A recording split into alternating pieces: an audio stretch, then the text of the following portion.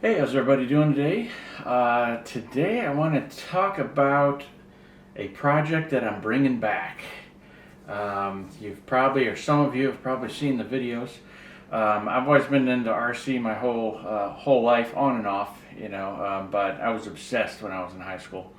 Um, so anyway, the world's fastest RC10 project continues.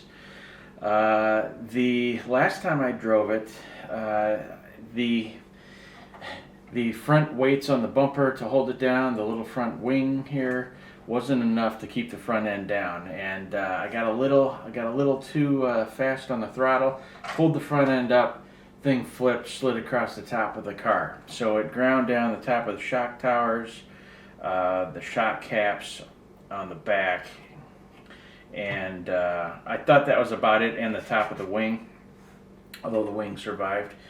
I thought that was about it, but that it hit about 70 miles an hour, I think, on that last run. It's been a few years now, but I always wanted to do 100. I wanted to see if I could get an RC10 to do 100 miles per hour. Anybody can go 100 miles per hour with these new, all-out assault race vehicles because they're designed to do that. The RC10 is a two-wheel drive buggy designed to do about 25 miles per hour. So it's much more of a challenge. So anyway, I got all those videos about all the mods on this car. I also wanted to do it. I was giving myself some restrictions, like 10 scale power. I didn't want to put an 8th scale motor on it just yet. See if I could do it with 10 scale power. 10 scale with a lot of batteries, let's say. So I only went up to a 3S. Next time I'm doing a 4S battery on this engine, see if it survives. The max RPM on this engine is 100,000 RPM, which is really fast. So we'll see if it can hold down. Problem is, even with 3S, it's got so much power that it wants to lift the front. Now I haven't limited the suspension in the front. I was thinking of taking apart the front shocks and putting a little fuel tubing on the shock shafts, so that it would stay down all the time and then it wouldn't decompress and let the front spring up, because that's a way to limit the fronts. Some of the guys that use two-wheel drive buggies and do like carpet racing will do that. But I know there was a company that made a kit that can take it quite a bit further. So that's what I'm doing. So they had a couple left. This is an RC10 B4, so it's pretty dated now. Factory Works makes a kit to turn a two-wheel drive buggy basically into an oval car. So you get new carbon fiber shock towers for the front, carbon fiber shock towers for the back, and it allows you to run touring car shocks, 10th scale touring car shocks, all the way around, so your suspension travel is quite a bit less, and you get a lot flatter ride. So that'll solve this whole front end being a spring problem where it flips up and then catches air, I hope. The other issue was on the rear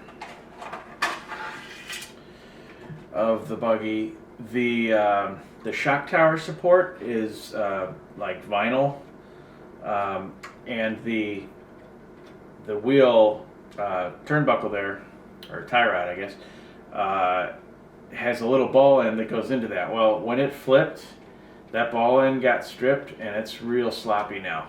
The other one's fine. This one's real sloppy, so I was like, well, I need that part. So I had it in my cart on eBay, because they're only like $6 or whatever. And I was like, I'm going to get a few of them, because if every time I crash that loosens up, it'd be a pain in the butt to take it all apart and everything. This does have the sway bars on it to keep it a little flatter in the turns. But this kit replaces that piece with an aluminum one, so that's pretty neat. Aluminum hopefully will be stronger in a crash than the plastic stripping out like that. So anyway, I'm excited to check this out. Kit's about $55. This part, and then you need to buy shocks. So I got shocks on order. I couldn't wait to make the video though, so they should be here tomorrow or the next day. I just got some, I'll show them to you in another video, but little touring car shocks. I can't find the associated touring car shocks anymore, so I got some aftermarket ones. So hopefully they'll fit. Anyway, I also got some other parts coming for it. The other issue was the car was getting the speed on the car, measuring it. So I have a radar gun, but somebody's got to stand in front of it in line and catch it at the right spot where it's at its top speed. So the problem with that is you might not have caught it at the time that it was the fastest. It might have been fastest after it passed us. Also, the other problem is if this thing hits your leg, I'm sure some of you guys know, it's going to shatter your ankle or bust your tibia or something. So I don't want to have anybody standing in front of it to capture it. Anyway, so I got an onboard GPS coming. It'll probably mount back here. I don't want to put too much more weight on the back, but there's not much room left underneath. It might be able to mount on the battery, on top of the battery. We'll see. I'll see how it fits in there. But once you put this on, there's really only room under the cowl, and I think a 4S battery is going to take that up. Anyway, that's how it goes. I got my radio out. As a lot of people pointed out, this is just an FM Airtronics radio. I really like the style of it when it was out. It doesn't have the longest range. It's not one of these 2.4 gigahertz or whatever they're using now, spread spectrum, whatever. So I may have to get another radio. I'm just going to use this one in the meantime and see, do one more run with it and see how it goes. I pulled the battery cover off because I haven't pulled the batteries out since the last video I made, which I don't know how many years ago that was. And one of them exploded and was leaking battery acid. So it's not bad though. The whole tray pulls out, get some baking soda and make a little paste. And there's videos on YouTube about it, how to get battery acid off, and it'll be survived, let's say. So anyway, the foams, hopefully the foam tires aren't dried too much. They seem okay. Front tires, the rubber's a little drier, but not too bad. Still got the 50-pound test line on so they don't balloon up on me.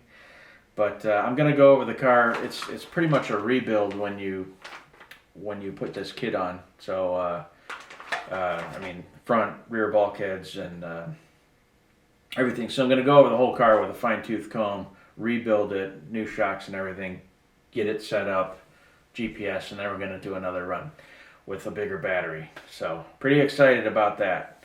So thanks for watching, and we'll see you guys on the next one. Take her easy.